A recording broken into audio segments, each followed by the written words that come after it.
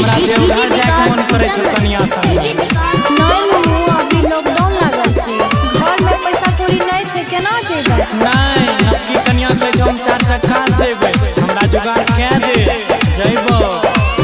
नुनु छोड़ रे नुनु छोड़ रे पैसा कोना खर्चे चलेबो, कहवा से बोले कावर लाने देबो। नुनु चुप चुप रे नुनु चुप चुप रे नुनु चुप चुप रे नुनु चुप चुप। आगे सावन में हमें 4 चक्का गाड़ी लेबो, गाड़ी पर बैठी के देव घाट जइबो। कहबो बम बम के कहबो बम बम, कहबो बम बम के कहबो बम बम।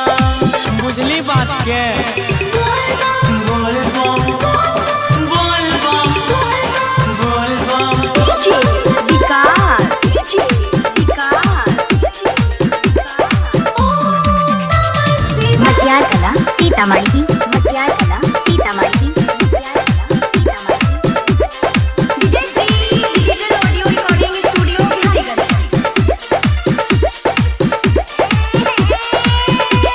रे नुनु की भेले लॉकडाउन जब से बाबू जो घर में तब से छोने रे कमाई पूरा कर्जा मांगे जइयो सबसे। गे माय भोला जी के महिमा छै बहुत अपार गे, उनका नाम कोई नहीं करत इनकार गे। चल कहूँ घर परिवार खातिर बाबा के मनैबा, भाड़ा करी गाड़ी लेबो देवा घर जइबो। कहबो बम बम कहबो बम बम कहबो बम बम के कहबो बम बम। बोल बम बोल बम बोल बम। डीजे विकास डीजे विकास मटियार Kala Sitamarhi Matiyar Kala Sitamarhi DJ Shri digital audio recording studio Biharigunj. माय नीतीशवा के स्कॉर्पियो बुक कराइन ले।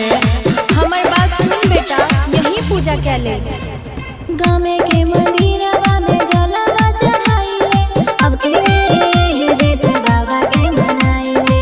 नहीं बुझने भैर सावन देवा घर में करे बाबा वास के, लाखों में कवरिया झटे लेके अपन यास के। गौरव आज कहे छ सोनू राइटर कहे छ तोरो क्या घुमेबा, भाड़ा करी गाड़ी लेबो देवा घर जइबो। कहबो बम बम कहबो बम बम कहबो बम बम के मैया बोल बम। अच्छा रुक कोनो जुगाड़ लगबै छियो। तीन भेले बात। जय हो Bholenath. Recording by Ajay star Bihar.